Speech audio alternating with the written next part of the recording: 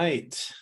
Well, welcome everyone. My name's Justin. I have the privilege of leading the Irresistible Church Network team, and I am so thankful that you are with us. Thank you for carving out a little bit of time of your incredibly busy schedules. We know that you are very busy. If you're doing church work, you have plenty of things on your plate and a to-do list that never gets done. So thank you for joining us today. We really appreciate that. And a special thank you to John and Lacy Wagler joining us today, two of our wonderful leaders in our network who are leading an amazing church in amazing ways. But in particular to us, we feel like they're doing an incredible job specifically around the topic we're going to be talking about today. So we're looking forward to hearing from them today. What is it we're talking about today? Well, we're talking about how do we as church leaders address difficult topics, difficult issues. Certainly politics and race are among those, but that list seems to be growing all the time.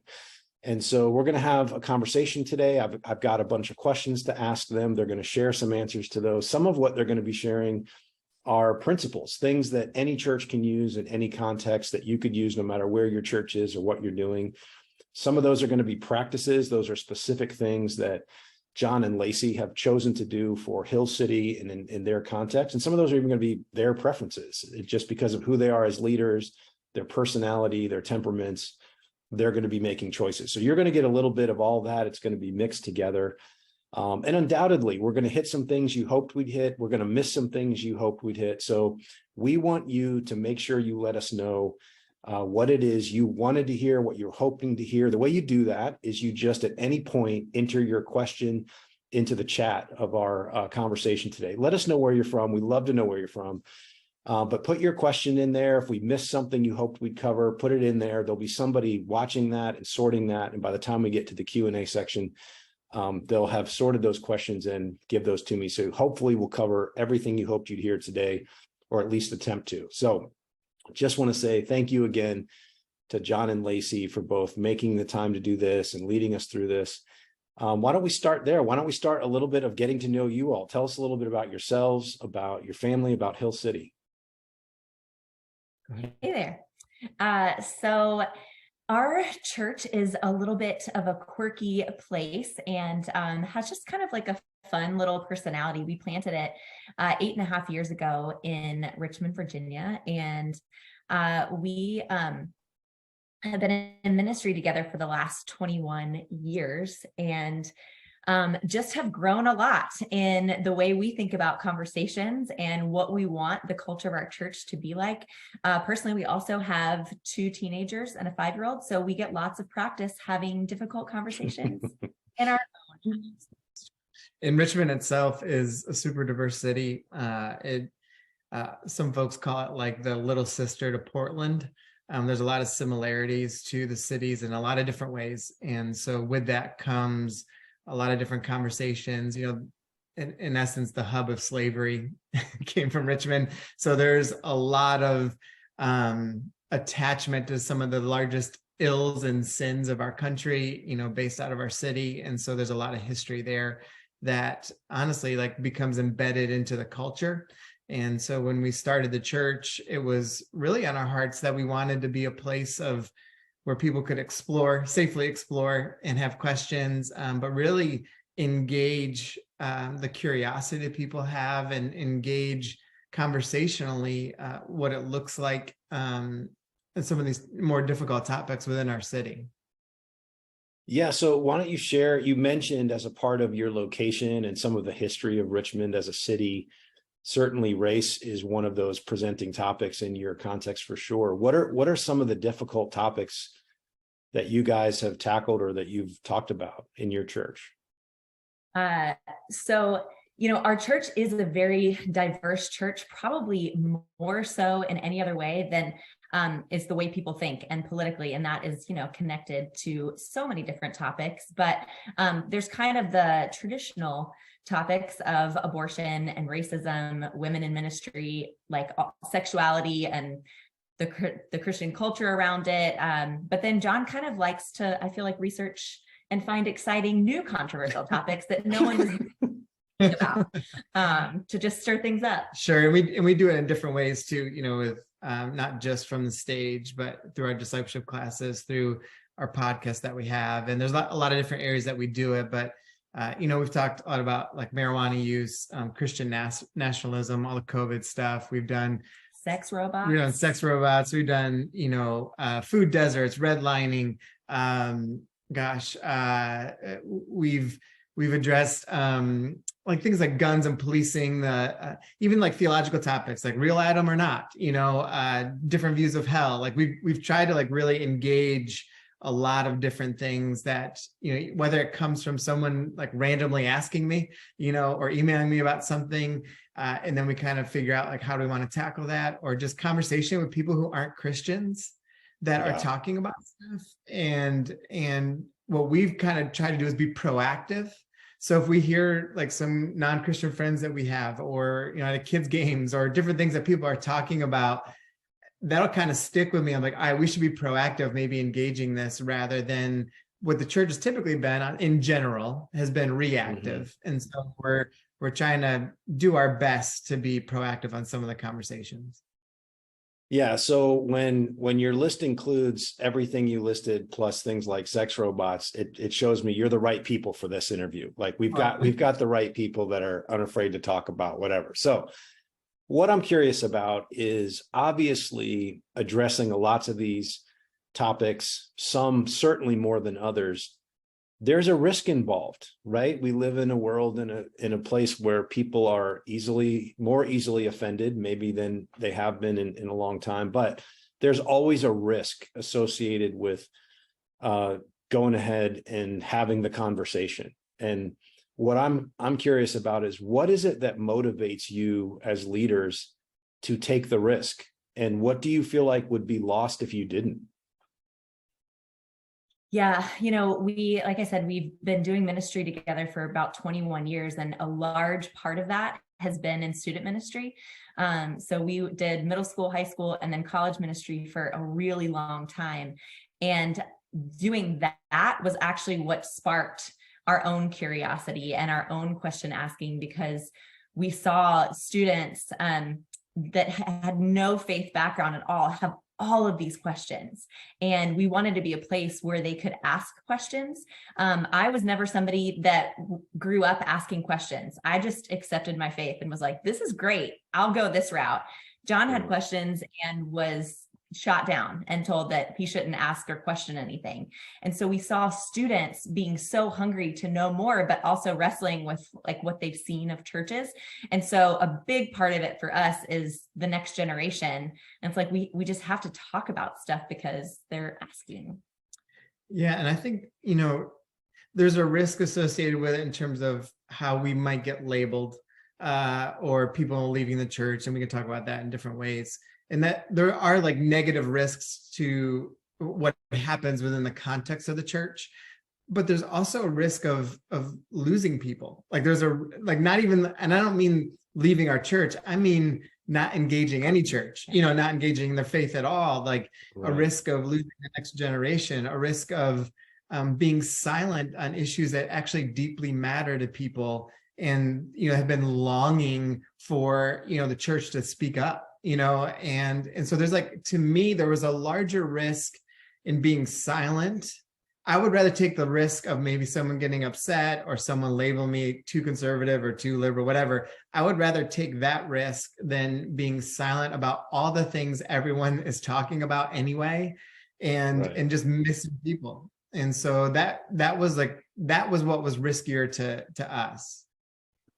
Yeah. Do you feel like you kind of talked about your own upbringing a little bit, and I feel like because you're a church that's not only teaching Jesus followers about what the gospel and what Jesus have to say about today, you're also trying to reach their friends and neighbors and loved ones. And I'm just kind of curious, when you move towards these difficult conversations, it seems like maybe for one group it's about, hey, we want you to know that Jesus and the gospel have something to say to even the challenging issues of our day. That's for the people that are followers.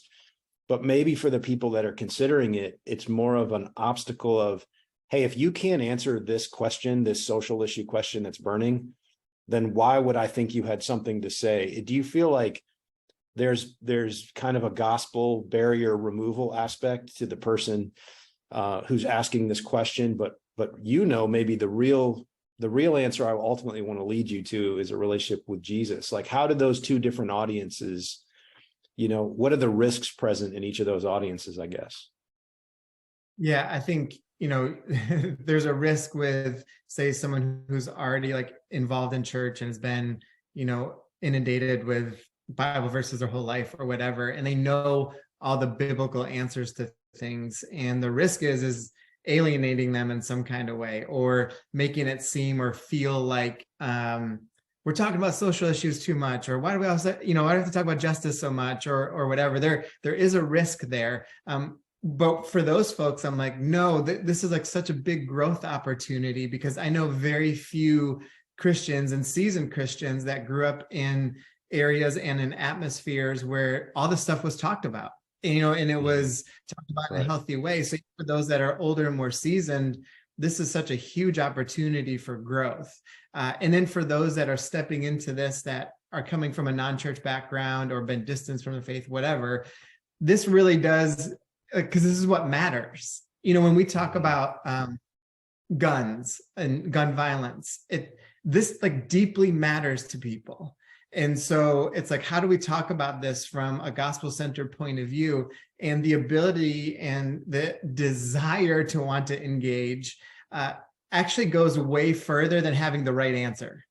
It's like that we're in tune with what's happening. We're understanding what's happening. We see the pain and the hurt that's happening with people.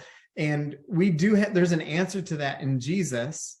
And so being able to speak into those things in that manner, even if it doesn't answer the specific question that someone might want from like a law perspective or whatever, our ability to like willfully and vulnerably engage is actually incredibly attractive. Yeah, I can't tell you how many times people have come, like new people, even friends of mine that I have invited, and been shocked that someone was talking about this. They're like, I can't believe, like, I didn't think that church was a place where you had these conversations. But I think the other thing that is surprising isn't the fact that we're talking about it, but it also is the posture. It's the asking questions, and it's the humility behind it that I think those things in combination with the content matter super deeply to those entering in without any context for what's happening.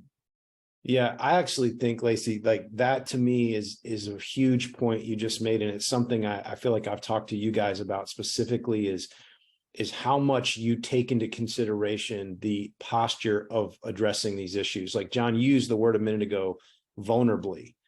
Lacy, you used the word humbly. Can you talk a little bit about just how important that posture is when talking about this topic, or any topic that's like this? Yeah, I mean, I think our curiosity as leaders is directly linked into our humility as leaders. And so having that posture of, I may not know the answer to this, but I want to like explore it with you. Or I might say something wrong, and I want to be vulnerable about that. Or I want to like talk about how I maybe thought about something like completely opposite of what Jesus taught, and being honest about that reality and how that might have shaped things in the past for me. Being vulnerable enough to say like, I don't know, and getting up on stage or being on a podcast or whatever, and just saying like, I actually don't know the answer to this. But I'm like, you guys can come along with me on this journey and we'll figure this stuff out together. I think that kind of posture is incredibly important for people to hear and experience. Yeah. And to get there, it takes a ton. For me, it has taken a lot, because John naturally loves engaging in hard things and loves like pushing and asking questions, but that is not how I am naturally wired. I would like to be right, have always been right, and always be right. So anyway, that has taken a lot of practice, and just noticing like, all right, what things like get me fired up? Like, how can I have conversations about this and like put words to thoughts and questions? And so it is not something that, it doesn't come easily for everyone to be able to have that posture. Yeah. So how do you guys even choose? How do you choose what topics to address and what maybe not to address, even if it's not yet or not now? Like, how do you filter, this is both the topic and the timing? Yeah. Some of that is, there's a national conversation that's happening around things, and there's a local one.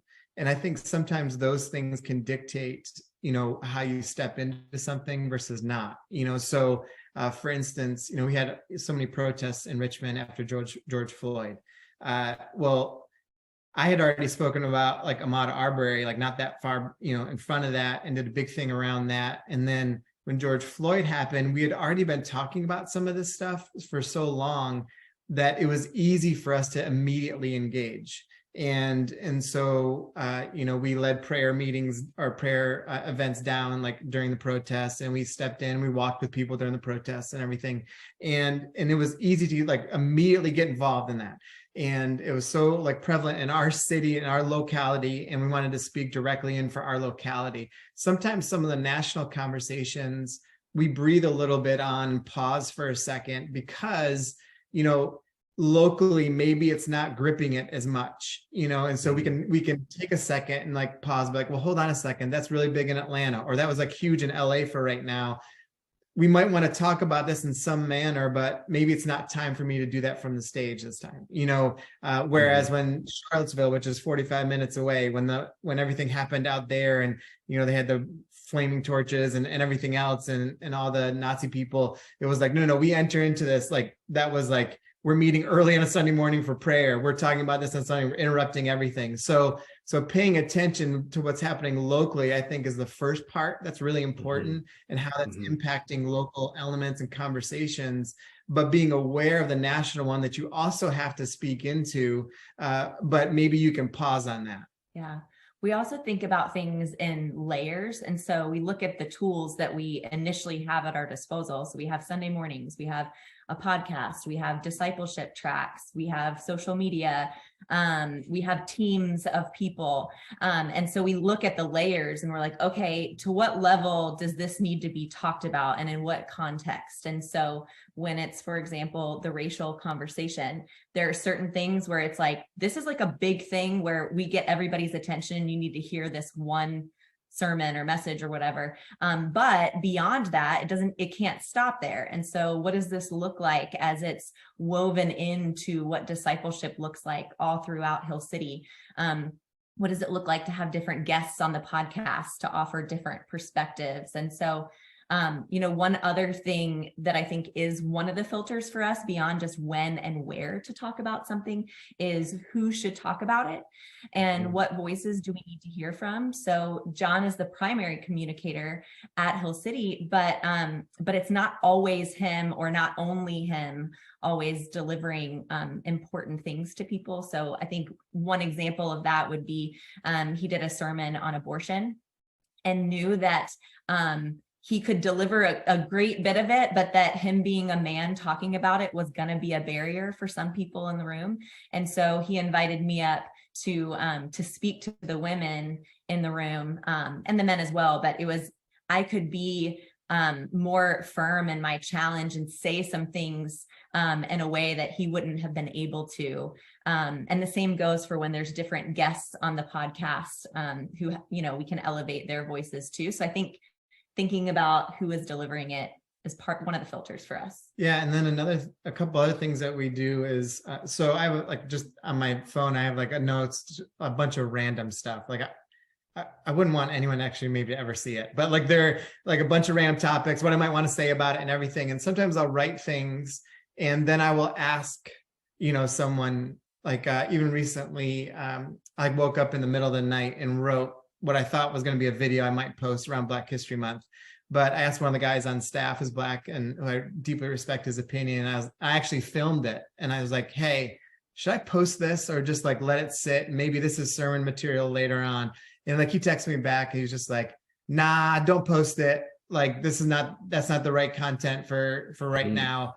But that's great content for a sermon, And so having like people that you can like actually ask a genuine question to that will give you the right thoughtful answer is really important. And then the other piece to this is figuring out, to Lacy's point about layering things, is critical. So like for instance, on our podcast, which is called Stay Curious, let's just talk like with abortion, like we probably talked about abortion in like 7 or 8 different episodes. And we've brought in people that we've interviewed that have different opinions around it. And so we can add layers into the conversation. And then we try and talk about something like holistically that can't just simply be covered on a Sunday, and so it's like, all right, we're going to keep adding these different angles and layers and people's perspectives that I honestly, sometimes I don't even agree with. Like there's a couple episodes I kind of regret, but like there are a couple of episodes that we've done that are on there that I'm like, we did it, so it's there. But, I didn't like really agree with what someone was saying, but I did feel like it's important for that to get out there, and for people to feel like conversationally as well. Yeah. We do collaborate a ton.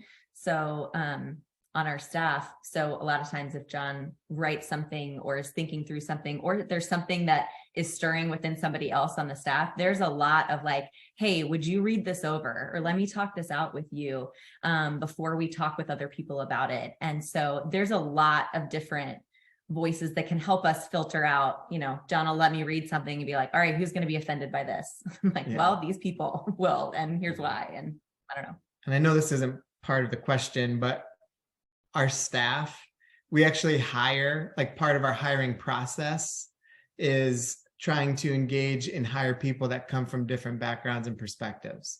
And so we try to actually build a staff in that manner. Like there are social issues that our staff like disagrees with me on, or our care pastor was formerly in Antifa and is the lead singer of a hardcore band, that also does a podcast with me, but comes from like a lot of different perspectives, but it's actually like sharpened us both in an incredible way. So when we engage something with our staff and we just put it out to everyone, we can have like a big conversation. It's super helpful because people are coming from a lot of different perspectives, and we intentionally hire that way.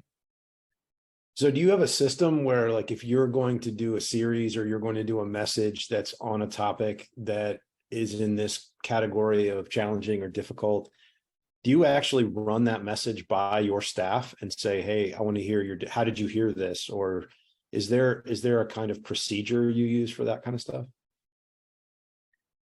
For sermons, no. Well, how I would do it is basically I ask staff questions in conversation, and I'm like taking notes on things, and then I will like share with them, here's what I might be thinking, but I don't do the full message. It's just like little things that are trying to like shape certain elements of it so I can hear their perspectives and opinions and what might get them going. So it's a little more well-rounded.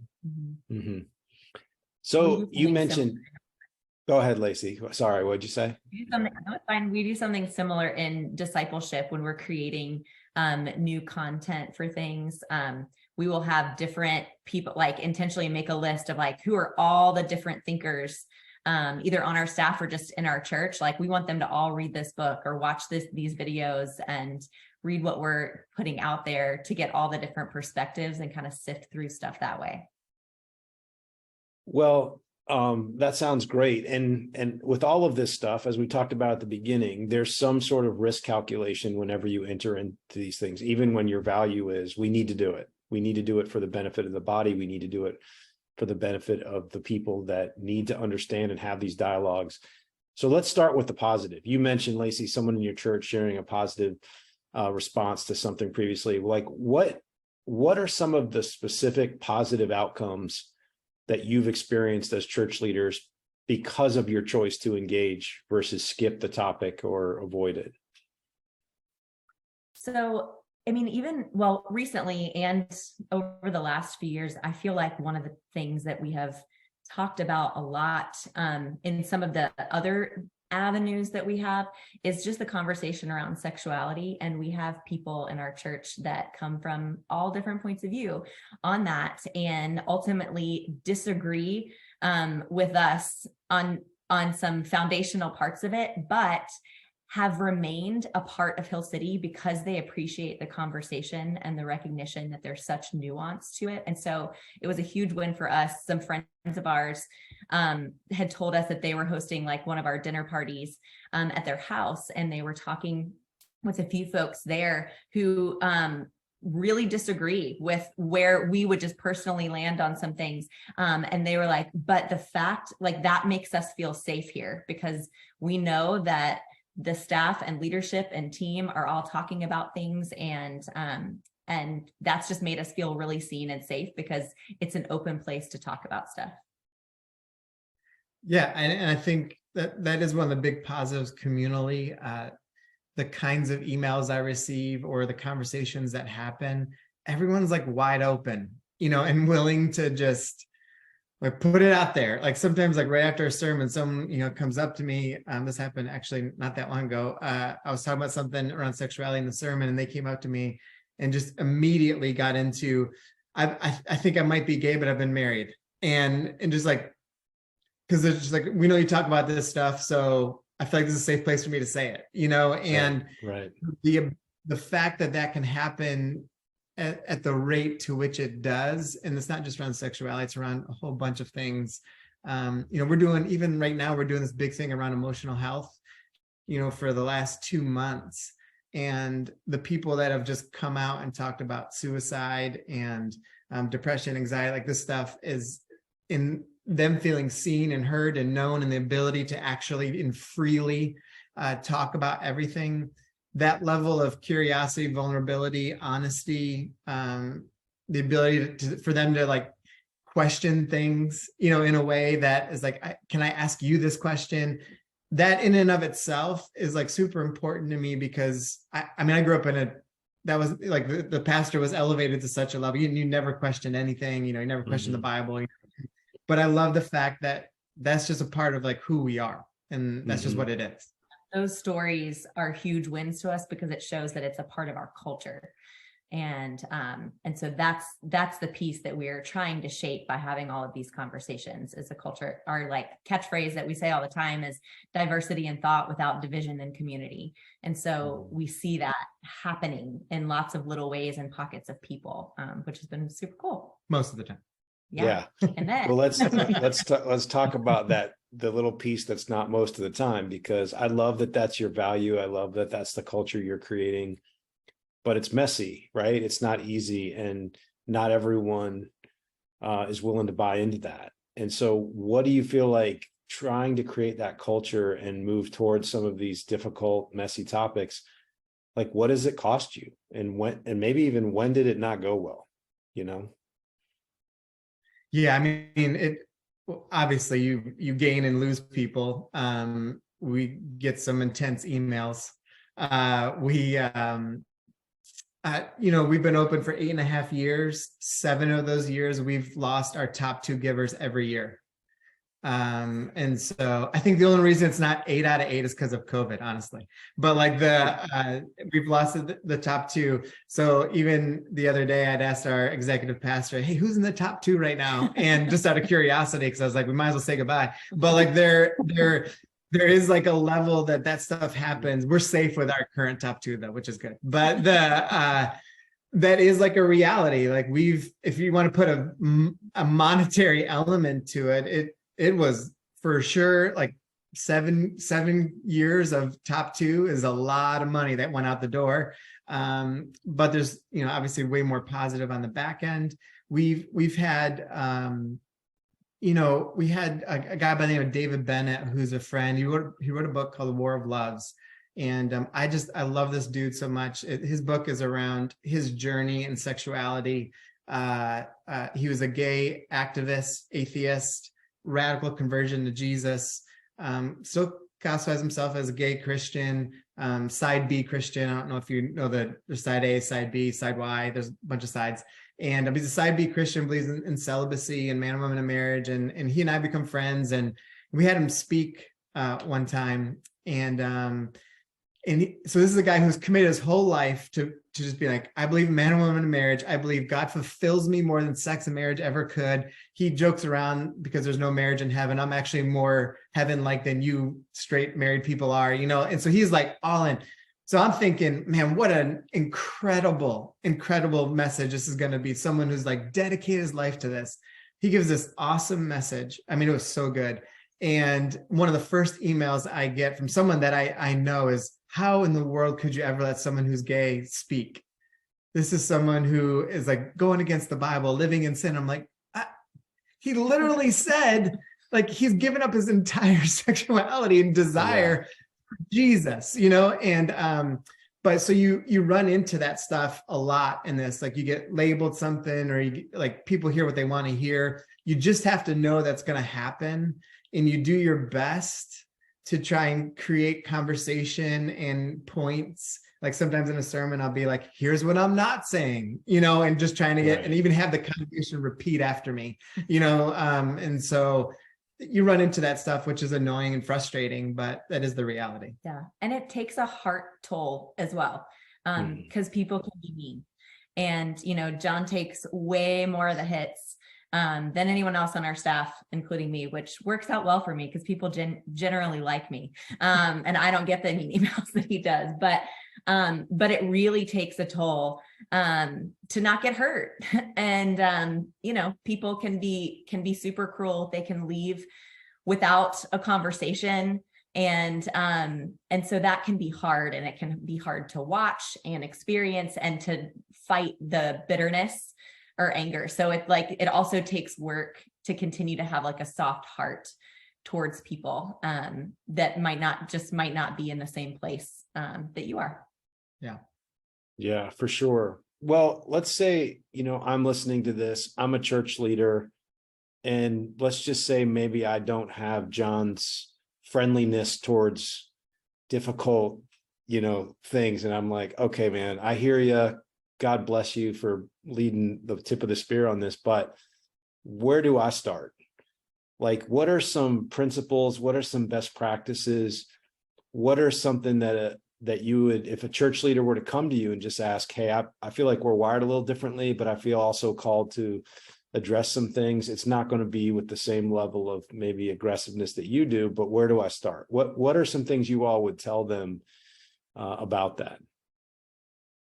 I would say to start with culture, because culture, is going to beat everything. And so whether for us, I feel like it started in our house with just talking about things that we're like learning about or have questions about, to like practice using those muscles really. And then it's with our staff. And so the culture of our staff is one, like John mentioned, it's very open to different thoughts, to questions, to robust debates. But to have that culture as a staff, you also, you have to be aware of where people feel like they are allowed to speak. And so I think we have worked on staff at different places, and that was not the culture where it would be like, oh, well, I'm not, at this level in the org chart. And so I'm going to keep my mouth shut about things. So our culture is that we all have different roles to play, but everybody's voice matters in it. And so I would start with taking a look at your staff culture and where it is you can start to have those conversations with people. Yeah. So you could do something simple like take Jamar Tisby's book, The Color of Compromise, and just run race and be like, hey, we're going to read this together as a staff. And then we're going to talk about this every week for the next 9 weeks together. And we're going to read a chapter a week or whatever, how many chapters are in there. And you do your normal staff stuff. And then what we always do is we end it with the book conversation, and we all sit around a large circle, and there could be a lot of opinions, and we more will kind of facilitate the conversation rather than be the people talking all the time. And we'll chime in when we need to, but we try and let everyone around staff speak. We look at people who are typically quiet and see if you kind of see in their body language, they might want to say something. So, you're like, oh, hey, Kelly, do you want to say something here? It looks like you do, like, and trying to like get that moving in your staff. And if you can get that like started there, that seeps out in your leadership, and that becomes the culture element that Lacy's talking about. And that starts moving out into other leaders. I think it's super important the people you're surrounded by as leaders, and who you talk with, who you can have like ask questions to, develop friendships with. the ability to engage and ask, their points of view and allow them to help shape certain things inside of you. Almost having I have people I would consider like a think tank kind of thing where, when I start working through something, I'm like, all right, these are people I want to talk to and call and like have like a nice little conversation around and get their perspectives on it. And that can come from people local, can come from staff members, can come with people in your church, can be honestly regional. Some folks within the North Point network, that happens. And so trying to build out little think tanks I think are super important. And two other thoughts on the culture is having a culture of learning and reading in particular. I feel like on our staff, one of the really cool things is a conversation that's happening all the time of like, hey, what are you reading that you like? We're all asking each other all the time. And then we have our leaders on different teams are always asking, and then we are feeding them different resources that are all over the place from where they're coming from and just different topics and stuff. And then the other piece to culture is that you do have to think about it holistically. So one of the reasons why I do believe that we are able to have some of these conversations that feel heavy and weighty and hard and frustrating is that we also have a culture of fun at our church. And so we do on our staff as well. Like we laugh hard together. And then that also trickles out to the rest of the church. So we have big fun memories together and keep things lighthearted as well, because that helps people to bond with the people around them. And it creates like, hey, like we're in this together. And when you're in this together, you can figure out the hard stuff. So I do think the fun piece is like the little sprinkles on top that matter a lot. I also think like another first step, Justin, would be to like diversify who you listen to and who you read. I know people have heard that a lot, but do you actually like do that and figuring out what that might look like, around each kind of like take a topic like politics. It's like figuring out like, okay, this is something I might want to engage. So you just start with like one topic. I wouldn't be like, what's sex robots have to do? I wouldn't start there, but like politics is my thing. All right. And we had another election coming up soon. So I want to like be super diverse in how I'm like hearing things and experiencing things and who I'm podcasting, how I'm engaging, and then allow that to start saying like, all right, how's God speaking into this? And how do I want to infuse some of this into our church and in our culture and conversationally build this out? Mm-hmm. Those are awesome practical ways to approach this. And I actually have one last question to connect to that. But before I do, and before we pivot to Q&A, which I'm looking forward to getting to, just a reminder, like the church I'm sitting in right now is North Point. John and Lacy are part of a network of churches that are trying to figure this out together. And so if you're somebody who is listening to this and thinking, I want to sometimes reaching not only followers of Jesus, but people who need to follow Jesus. Like sometimes that means staying in the messy middle, and nobody has the silver bullet. Nobody has this figured out. We want to figure it out together. If that's a group of people that you think you would like to be a part of or learn what it means to be a part of a network like that, we'd love to hear from you. Just let us know in the chat. Give us your email. Actually, I think we might put Louis' email in there as well. If you see Louis' email, that's the first person to talk to about what is this that is connecting you all to John and Lacy, and how does that network help us all get better at reaching our communities and expanding the gospel into the places God's called us. So having said that, you may have answered this last question actually, but I really wanted to know right before we go to Q&A here, if you had one practical first step for a lead pastor to move in this direction, what would it be? I'll tell you two things. One of them I heard, Lacy, you kind of talk about is a step inside of your staff. John, you sort of ended on, are you reading broadly? Are your inputs kind of, I don't know if those are the two things, or what is the one maybe practical step that anyone could take having listened to this that may be a step towards a healthy direction? I mean, I think really the big one is the broadening what your intake is. But if I had to pick one thing, I would probably say to read the book Think Again by Adam Grant, yourself and or as a staff, because I think that kind of like prepares your mind to then be able to kind of be challenged in some of the areas that you might need to be challenged in or just learn more about with an open mind. So that's where I would start. Yeah, I think starting small is important, and in figuring out how to just take a step into this and what it looks like. Establish a little think tank of people, figure out what the topic is, and then tease out like what it could look like. An example, might be, you're taking a look at the sexuality conversation, let's say, and you see where things are heading and some weird stuff that's happening now kind of culturally. We've joked about the sex robots thing, but like, that's there for a reason. And so it's like, all right, let's tease this out in my little think tank of people. Like, why is this happening? Like, where is it coming from? And look at all the possible angles. I'm a huge fan of, instead of just addressing like the issue in particular, is trying to see what all the root causes are and what is associated with it, and so, because so many things around sexuality, let's say, are talking about like loneliness, attachment theory, technology, no fault divorce, like moving into like all these different things. And it's like, all right, well, whoa, all of a sudden this picture gets really big. But you got to start off with like kind of one topic I want to do and kind of learn how to like create that rhythm of engaging the topic and with people and how to tease it out on a deeper level. And to do that, you've got to place in your life and give yourself the freedom to be like, okay, if this is something I want to engage in, I got to create some space to be able to do that. Awesome. Well, this has been great. And now we get to find out what we missed or what people hoped we talked about. So I'm going to tee you up with a few questions here. First one, super easy. What was the book that John mentioned? I think you mentioned a couple. I heard Color of Compromise, and then your friend that wrote a book as well.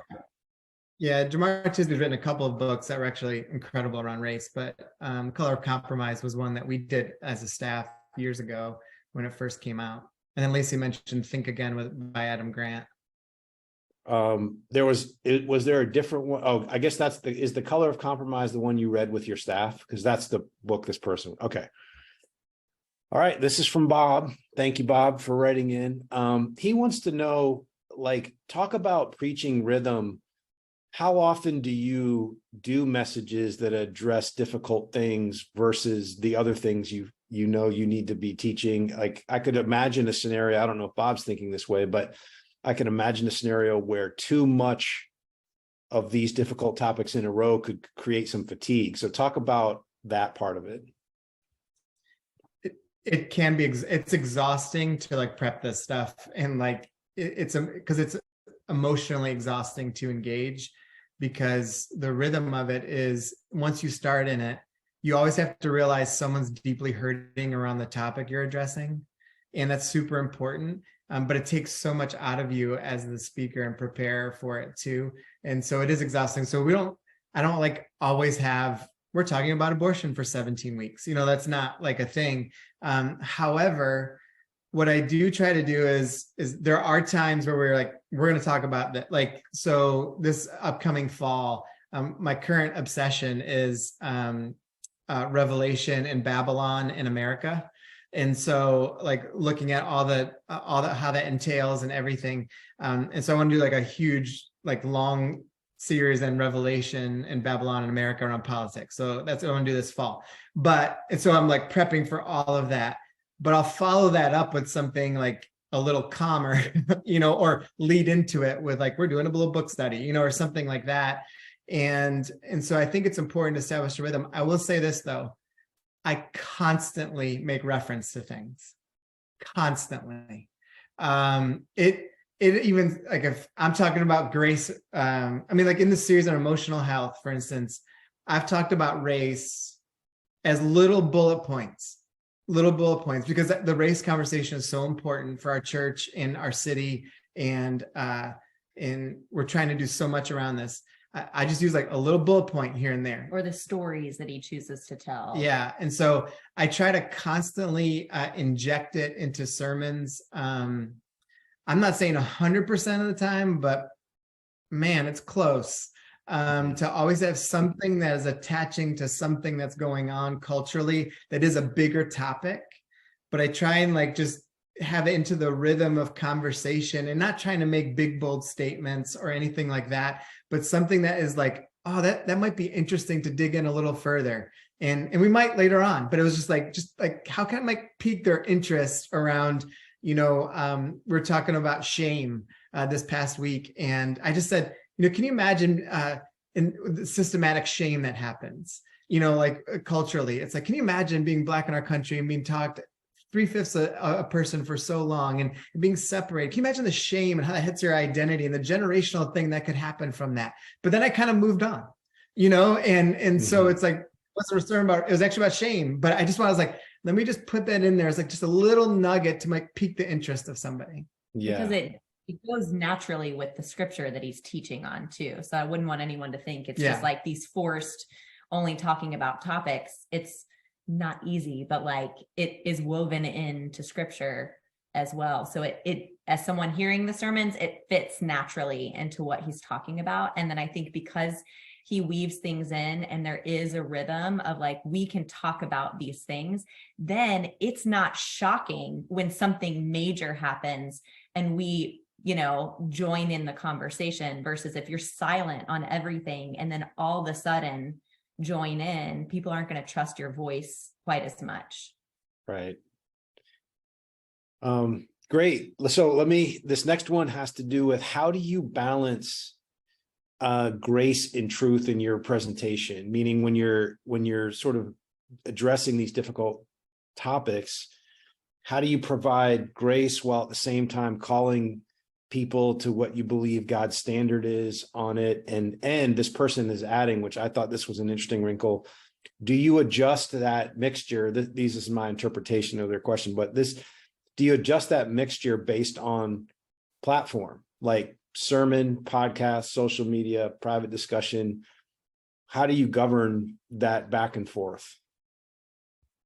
For sure, there's an adjustment. When we do something on our podcast, and I know Matt and I, or whoever else is on there with me, we're going to do this for 6 episodes, and we can tease out little things like a little further, it's way easier, and so in a sermon, for me in a sermon, I'm not trying to always make this bold statement to anger someone or anything. For me in the sermon, I will always say hard things, and I'm not scared to like say the truth of something, but I always try to keep at the forefront of my mind that someone's always hurting and someone's been deeply hurt. And so I believe in the reality of the Spirit of God moving and the truth of Jesus deeply mattering.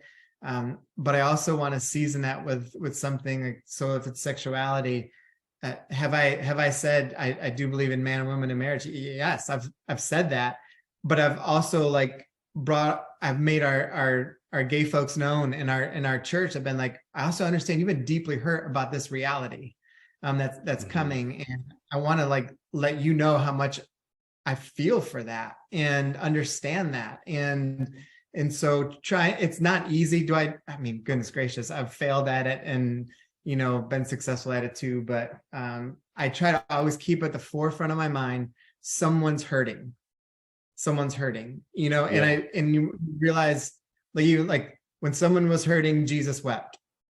And so, it's like, even when he flipped the tables over, what he did? He also went up and died on the cross for those same people. And so, right. So you got to have that kind of woven in, rather than me just being like, it's man and woman in marriage and that's it. That's right. Yeah. Posture. Yeah. Yeah. So this next question, this one's a little tough, only because you and I don't know the context this person is in who's asking this question. So this person wants to know, how would you recommend having a conversation around women in ministry? Have you talked about that in some fashion? So as we sit here, I don't know who the context that person's in. I don't know what their church theologically believes about that topic. So without knowing that, how would you help a person who maybe wants to talk about that in their church begin that conversation? Yeah, we actually did a podcast on that. And I mean, yeah, that's really hard because I don't know your context and I have lots of thoughts and feelings. But just so you guys know, we co-pastor, we're co-lead pastors of our church. So yeah. If this is a woman asking this question, I think that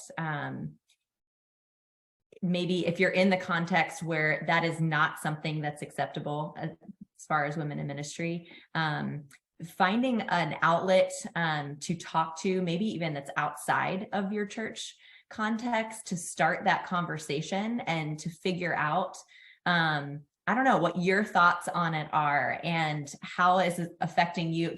You just need someone outside of that context, I think, that you trust to lean on.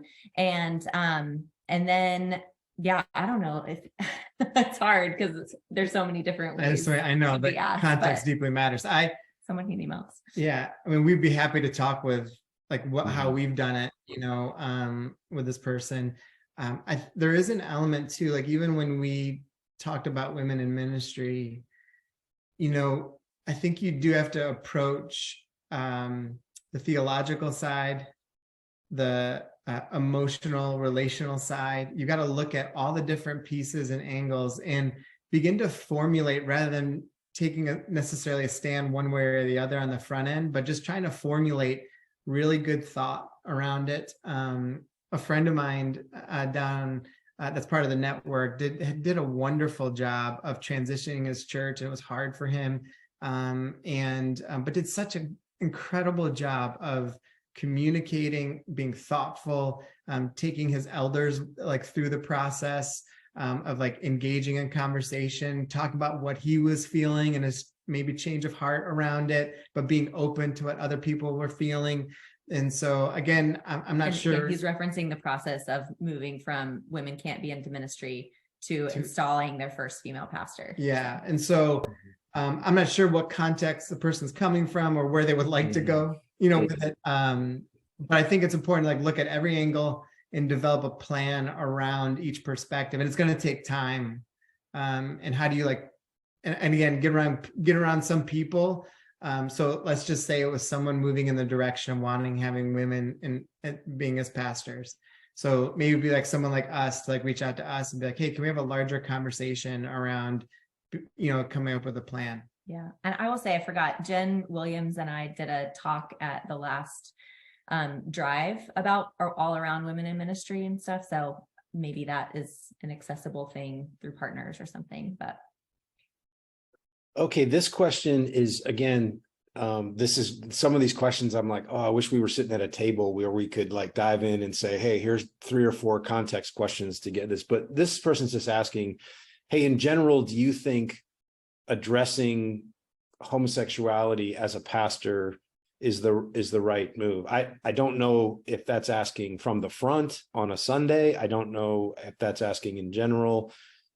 But I'm knowing what you've just said about, hey, any difficult, pertinent issue, if that's part of your congregation, I'm guessing your short answer would be yes. Do you have a nuanced answer to that idea? Yeah, I mean, it's important because it's literally embedded into our cultural as one of the largest identity elements that people are holding on to, including all of the generation coming up in Gen Z. And so I think it's actually incredibly important to create a culture where you can talk about it in any capacity, no matter where someone's at. It's hard because it's so volatile and it's incredibly hard. And so, when I've talked about sexuality from the stage, again, I've tried to create the sexuality conversation in a large, it's what's deeply rooted and connected to, and not just, but we're talking about just homosexuality. It's no, I want to have a massive conversation around sexuality. And I'm going to talk about all these different components to it, not just homosexuality. And so and you start thinking through from the stage of, all right, if someone's gay sitting in this auditorium, what are the things that are super important for them that are actually incredibly healthy for them? And what can be great for them. And honestly, sometimes I'm not necessarily like my goal isn't trying to change someone's mind. It's like, I want to help lead them into a fuller version or vision of what God thinks about sexuality and who it can be for that and what it can be for them. And really try and establish this. And then again, we have other avenues with, in particular the podcast, that we're able to tease things out on a larger level. And so we've talked about sexuality so much that honestly, we're trying to take a break for a little while. Like it's exhausting, and so, but I do think it's important. Yeah. So I think we have time maybe for one more question here. And this person wants to know, so clearly, whatever difficult topic we're talking about, ultimately, we know as followers of Jesus that the difficult topic, whatever discerning God's will is in that, it comes from a relationship with Jesus and a Holy Spirit empowering us to sort of understand and discern, his will and all of that. So what this person is asking is, how do you keep these issues or these topics connected and rooted in a relationship with Jesus? How do they stay connected to that central, most important idea for us as followers of Jesus?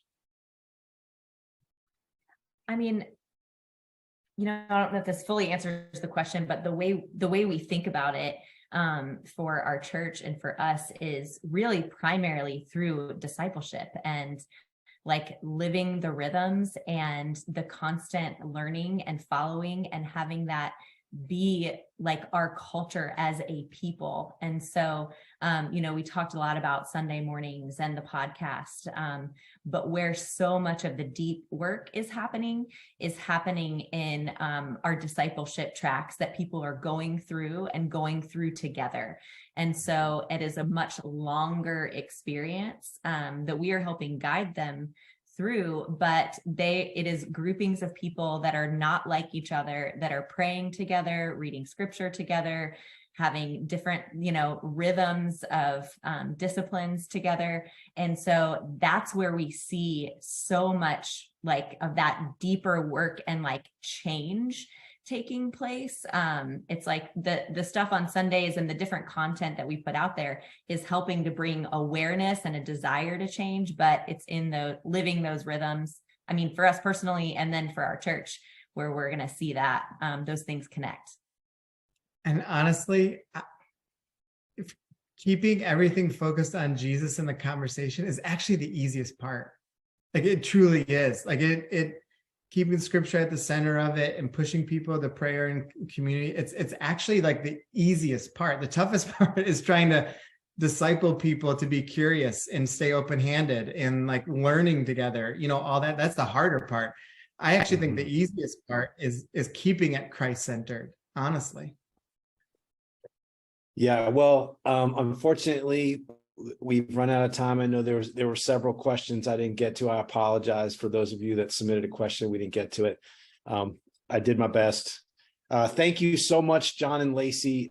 Really, this was a great conversation. I hope that everyone listening was able to take something out of this conversation that they can turn around and help reach other people, remove obstacles to the gospel. That's what we want for you. That's what we all want as followers of Jesus. Thank you all for joining us. Thank you especially for what you do. If you are working in the church, trying to help people meet and grow in their love relationship with Jesus, we are so thankful for you. We feel privileged to serve you. So thanks for all that you're doing, and have a great week, and we'll be in touch. So we're signing off. Thanks, John and Lacy, signing off from North Point and the Irresistible Church Network. Thanks, everybody.